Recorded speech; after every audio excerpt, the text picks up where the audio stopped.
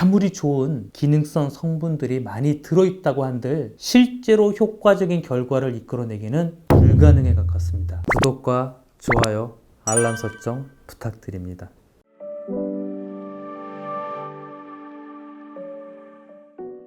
안녕하세요. 삼정 자연치유입니다. 오늘은 화장품으로 내 피부가 좋아질까 하는 테마를 가지고 한번 얘기해 볼게요. 사람들은 왜 화장품을 사용할까요? 더 이쁘고 젊어 보이고 싶은 바람 아닐까요? 사람들에게 내 모습을 더 이쁘게 보여주고 싶어 다양한 색조 화장을 하고, 눈에는 아이라인, 입술엔 립스틱까지 얼굴 곳곳에 화장품을 사용하며 우리는 꾸미고 있습니다.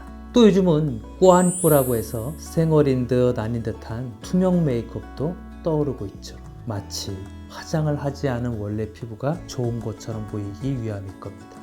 그러니 피부 자체의 중요성이 항상 중요시되고 있죠. 피부를 깨끗이 젊게 만들기 위해 크림, 에센스, 세럼, 마스크팩, 아이크림 등등을 사용하며 영양과 보습에 엄청난 노력을 기울입니다. 그런데 앞서 나열한 제품을 통해 뚜렷한 효과를 얻으신 분들은 매우 드문 것 같습니다. 그러니까 피부과나 성형외과를 찾아가서 얼굴을 당기고 모공 축소 레이저를 받으며 또 피부샵을 통해 전문적인 관리를 꾸준히 받으시고 있습니다. 안타깝게도 이 모든 과정과 관리를 다 받으며 많은 비용을 지불한 후에도 내 얼굴 피부는 광고와 같은 효과를 보지 못하고 있습니다. 주름, 모공, 여드름, 탄력, 색소 침착, 건성, 지성, 복합성 피부 등으로 인해서 발생하는 이 여러 문제를 어찌 해결이 되지 않습니다. 내 피부만이 무슨 남다른 문제를 안고 있는 걸까요? 사실 피부를 조금만 알게 되면 내가 해왔던 노력들이 뚜렷한 효과를 보여주기 어렵다는 것을 금방 아실 수 있습니다. 화장품의 유효한 성분은 피부 표면 속으로 거의 흡수가 되지 않습니다. 아무리 좋은 기능성 성분들이 많이 들어있다고 한들 실제로 효과적인 결과를 이끌어내기는 불가능에 가깝습니다. 왜 그런지 피부를 한번 살펴볼게요.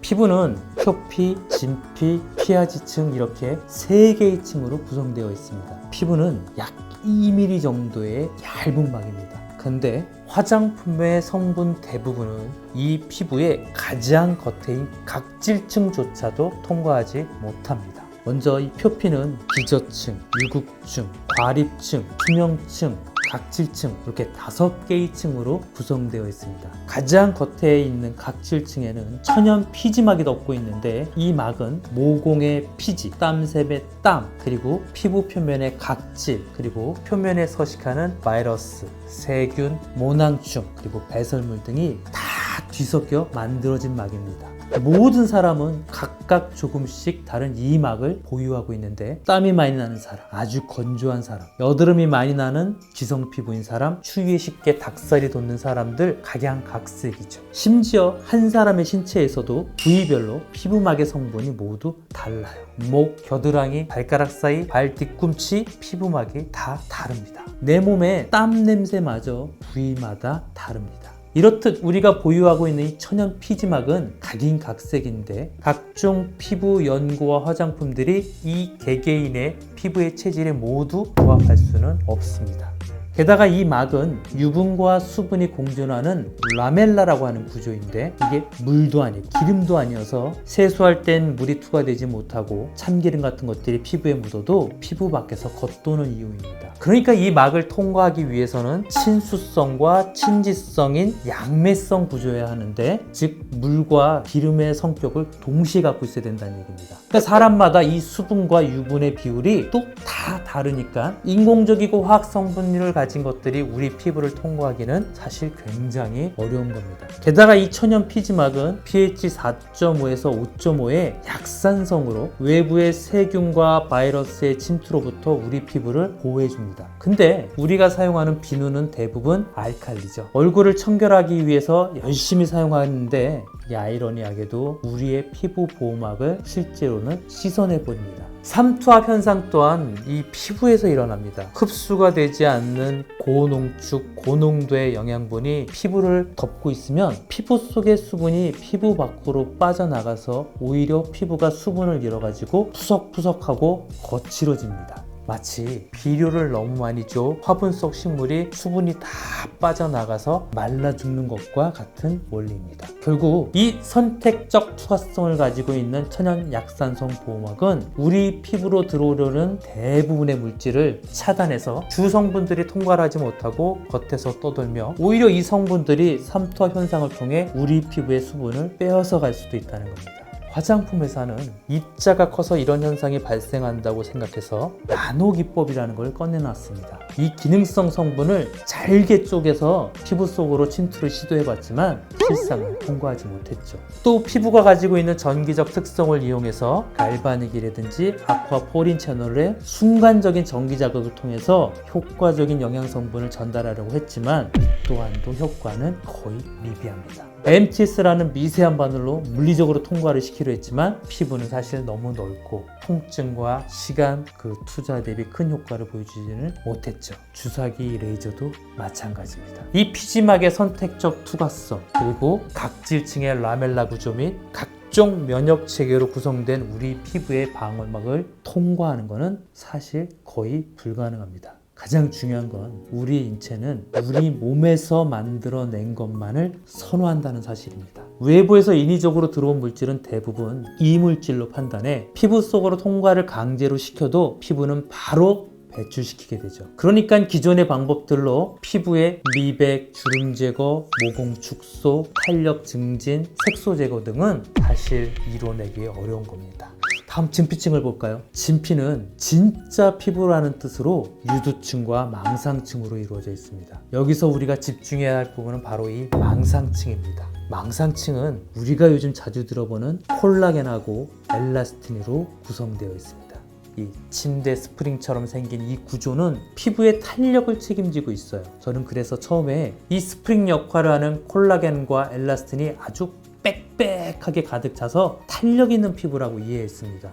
근데 놀랍게도 그 반대였어요. 전자현미경으로 바라본 진피의 망상층은 마치 동굴 속에 있는 증유석과 석순이 이어진 탐험로 같습니다. 거미줄이 성글게 이리저리 구성된 모습을 보고 그 안이 텅 비어있는 모습에 너무 큰 충격을 받았습니다. 망상층은 텅 비어있는 공간입니다. 빽빽한 침대 스프링이 아닌 환기와 통풍이 잘 되는 스펀지 같은 공간이었죠. 그러니까 이 층을 어떤 영양분으로 지나치게 채우려 하면 오히려 우리가 원하는 부드럽고 탄력 있는 피부와는 점점 더 멀어지는 거죠. 그러면 우린 과연 무엇을 발라야 할까요? 외부에서 어떤 물질을 인위적으로 피부에 전달하는 것은 불가능하다는 것을 지금까지 알아봤어요. 그럼 우리 피부에 원래 있던 것에서 다시 한번 생각을 해보자. 그래서 발견한 것이 바로 미생물이었습니다. 우리 몸에는 우리 몸의 세포보다 더 많은 수의 미생물들이 살고 있습니다. 논문에 따라서는 적게는 1.3배에서 많게는 10배가 넘는 숫자에 달해요. 때로는 질병을 유발하기도 하지만 우리 몸의 대사에 깊이 관여하며 공생하는 이 미생물은 우리 건강 유지에 아주 큰 부분입니다. 그래서 이 미생물의 초점을 바꿔봤습니다. 우리 피부의 표피와 진피층을 자유롭게 오고 가는 이 미생물을 활용할 수 있다면 우리가 원하는 피부 개선 효과를 볼 수 있지 않을까 하는 마음으로요. 실제로 술을 오랫동안 비좋은 분들의 손을 보면 얼굴 같은 다른 부위에 비해서 굉장히 부드럽고 주름 하나 없는 모습을 볼 수 있습니다. 왜일까요? 술에 있었던 미생물이구나. 피부에 도움이 되는 천연 생약지제를 법제를 통해서 미생물들이 먹을 수 있는 먹이로 만들어 가지고 발효를 통해서 이 미생물들을 대량 배양하는 겁니다.